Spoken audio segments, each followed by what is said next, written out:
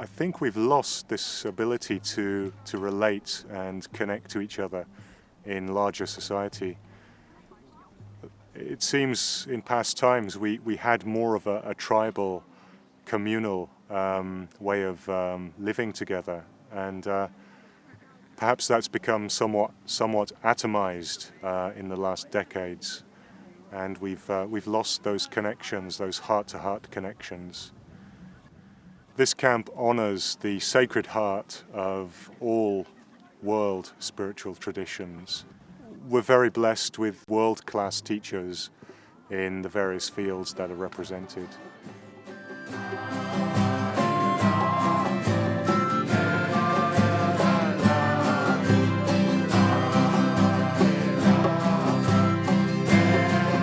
First and foremost on this camp is the Dances of Universal Peace. This is a form of sacred dance which came about in the 1960s by a man called Samuel Lewis that uses mantra from all the major traditions of the world. Beautiful melodies put to very simple body movements with a sense of devotion.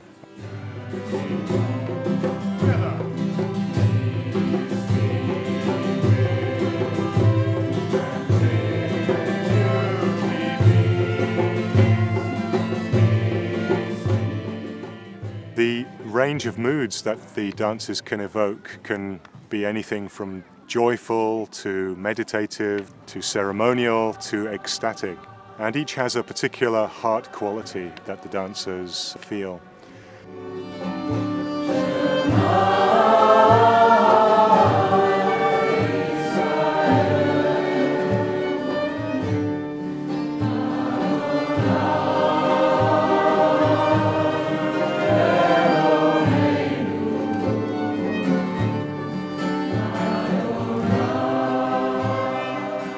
So the music is very special because it's created not only by the musicians but by the dancers.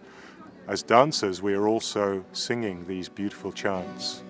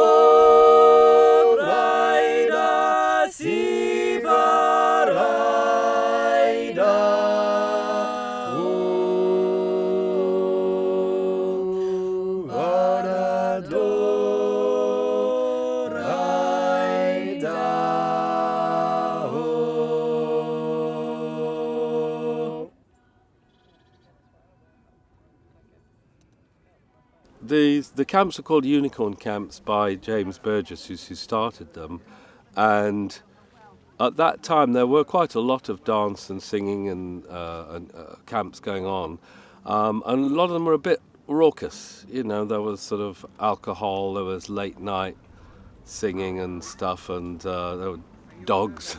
And if you set certain boundaries, you can avoid those problems. And so the unicorn camps do have these boundaries.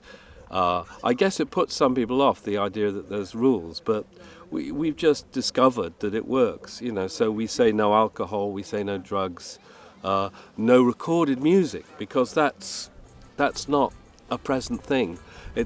For us, it's about being present on the land together, and whatever we create together is there, it's real. But there isn't a dogma. It's not a camp with a dogma. I mean, although on this camp we acknowledge a lot of spiritual paths, there's nobody saying this is the right way to do this spiritual practice. There are no gurus here. There are no priests here. We're equal. We're equal searchers, equal pilgrims, whatever, or just plain folks, really.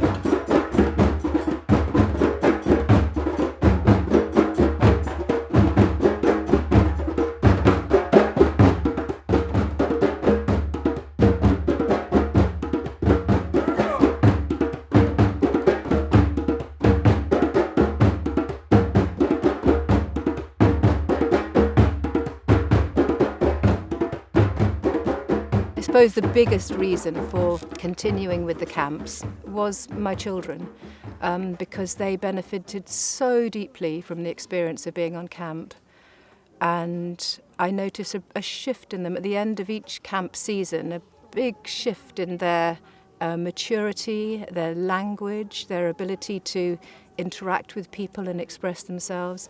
And I felt that the parenting that was given and the modelling that was given by different people on the camps, by different adults, by teenagers, by older children, was more than I could ever receive or give to them anywhere else. And they blossomed, they absolutely blossomed. And so I feel that's one of the greatest gifts that I've been able to give my children.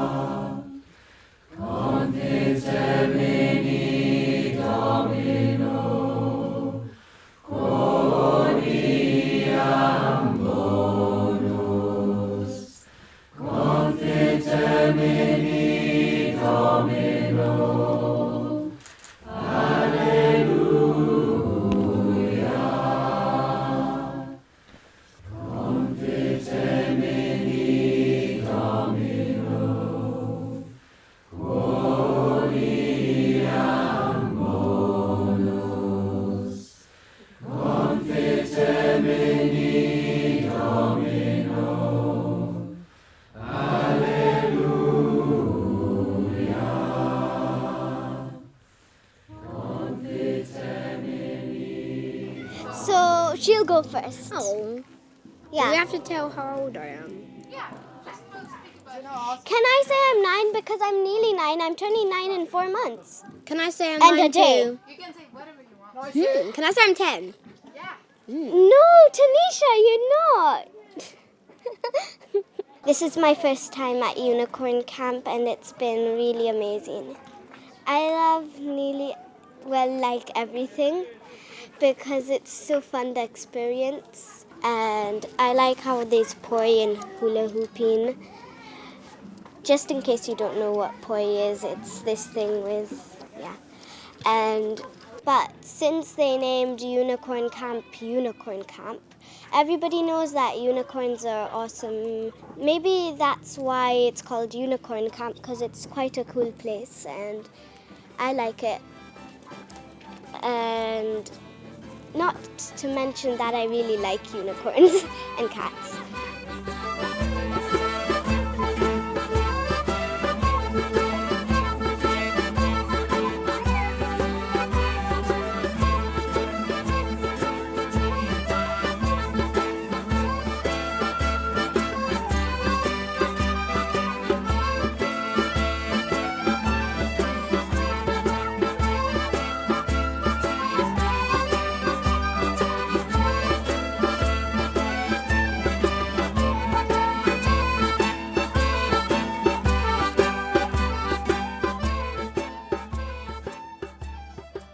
Myself, I've always been a bit of a universalist. I do a lot of different practice.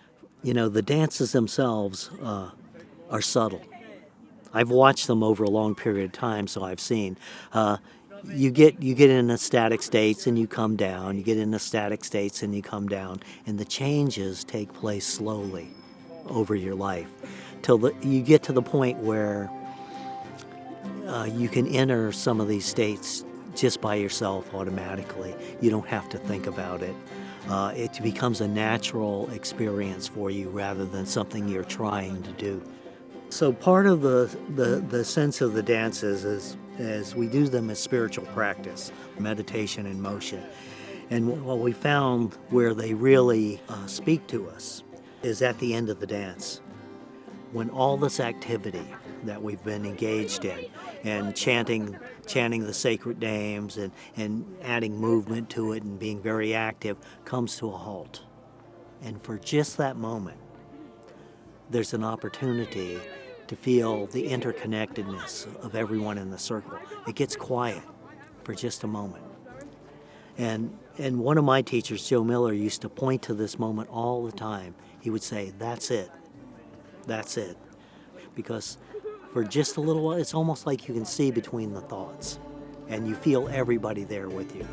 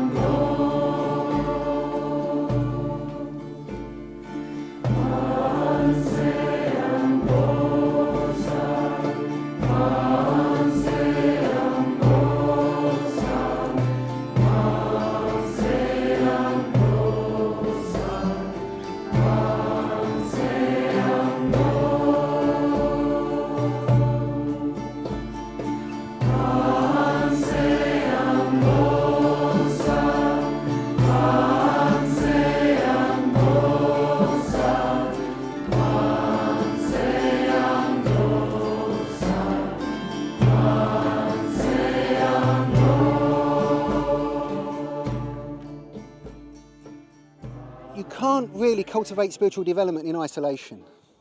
The problem of spiritual development in the West is it's kind of bound within a kind of paradigm of Enlightenment humanism, like an individual that can rationalise and make choices about their self-development. That can only go so far. I'm sorry, I'm going straight into an intellectual rant, you know. That can only go so far. Real philosophy was asking the questions, well, how do we live well, you know? How do we live with others? We've lost the others in philosophy. And, you know, this alterity, you know, the face of the other is what Levinas calls it. We've lost touch with that. There's something that happens, something that melts. Normally in Western societies, we're representing ourselves all the time. Hi, my name's Darren, I'm a psychotherapist. Oh, I work in the NHS. Oh, I'm a mindfulness teacher. Blah-de, blah-de, blah-de, blah. It melts away and you're faced with the kind of, I suppose what the Zen people call your original face, in the face of the other. That was quite articulate.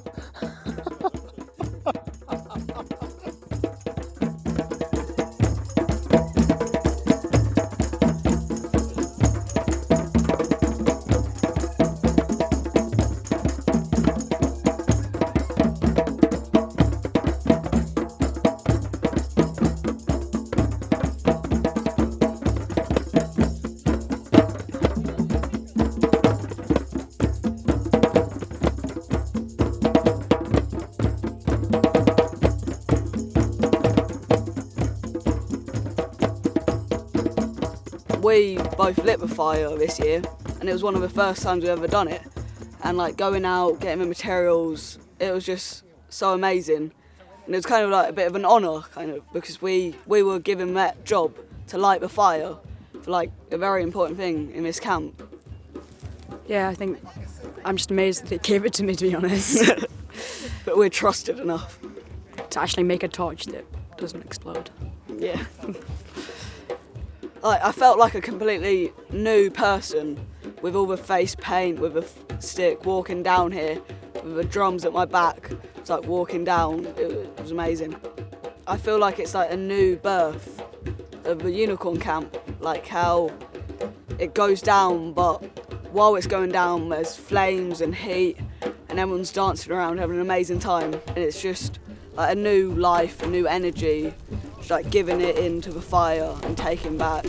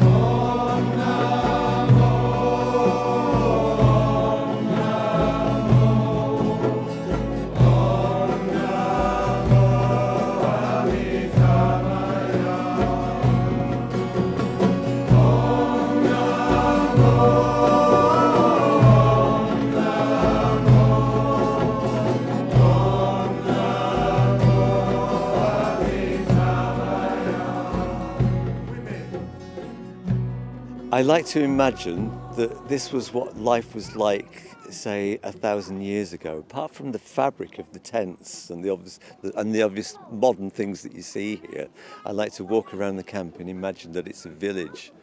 As I say, many, many years ago, and that the laughter of the children and the sounds of that the people make are as they were then. It's just a game I play, but it's a really nice game. It's a wonderful place for children, and it's a place that offers something very special to children, and an opportunity to experience creativity and freedom in a way that's rarely offered elsewhere. So I would encourage families to come, especially with young children, to come and experience it. Yeah. We're here to be real and go where it takes us. And even after all these years, I mean, I've been doing this camp for 25 years, and it's true that I never go home from the camp, not 1 year, feeling the same as I went. And it's not necessarily one moment or one thing, it's just the whole process of being open amongst the whole community.